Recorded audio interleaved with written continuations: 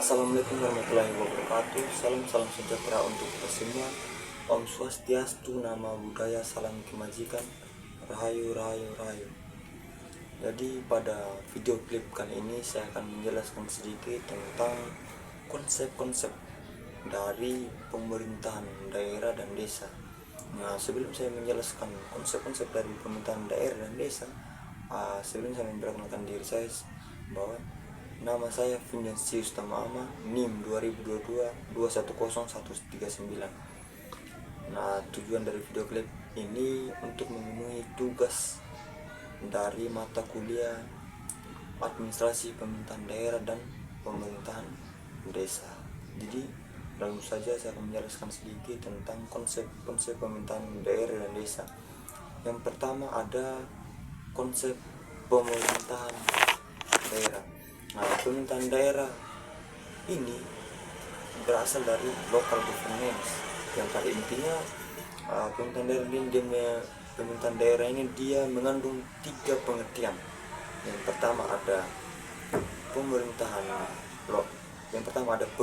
lokal, yang kedua ada pemerintahan lokal, yang ketiga ada wilayah lokal. Jadi pemerintah lokal yang pertama ini adalah pengertiannya, dia lebih merujuk pada suatu organisasi, badan, lembaga yang berfungsi untuk menyelenggarakan kegiatan pemerintahan gitu. Jadi dalam konteks ini pemerintahan daerah atau pemerintahan lokal dia lebih merujuk pada organisasi yang memimpin pelaksanaannya suatu kegiatan. Jadi kalau kita di Indonesia dia lebih merujuk pada kepala daerah dan Dewan Perwakilan Rakyat Daerah atau yang biasa disingkat dengan DPRD. Begitu. Kenapa? Nah, kedua tokoh ini disebut sebagai pemerintah daerah karena memang kedua tokoh inilah yang membuat kegiatan pemerintahan hampir setiap hari gitu. Jadi sehingga mereka dicap atau mereka yang dinamai dengan pemerintah daerah. Yang kedua ada pemerintahan lokal. Jadi yang pertama tadi ada pemerintah lokal, sekarang yang kedua pemerintahan lokal. Nah, pemerintahan lokal dia pengertiannya dia lebih merujuk pada kegiatan pemerintahan yang dilakukan oleh pemerintah daerah. Jadi kalau secara tidak langsung kalau kita definisikan secara sederhana bahwa kalau pemerintah daerah dia lebih ke subjek, sedangkan pemerintahan daerah dia lebih pada aktivitas, begitu. Jadi pemerintahan daerah adalah kegiatan pemerintahan yang dilakukan oleh pemerintah daerah. Rangka penyelenggaraan pemerintahan daerah dapat melakukan kegiatan-kegiatan pengaturan yang kegiatan itu merupakan kegiatan sangat penting yang pada hakikatnya memiliki fungsi dalam pembuatan kebijakan, yang kemudian pembuatan kebijakan itu menjadi dasar dan arah dalam menjalankan penyelenggaraan pemerintahan ke depannya seperti itu. Sehingga dengan adanya kebijakan-kebijakan yang dapat memajukan suatu tatanan kepemerintahan. Yang ketiga ada wilayah lokal.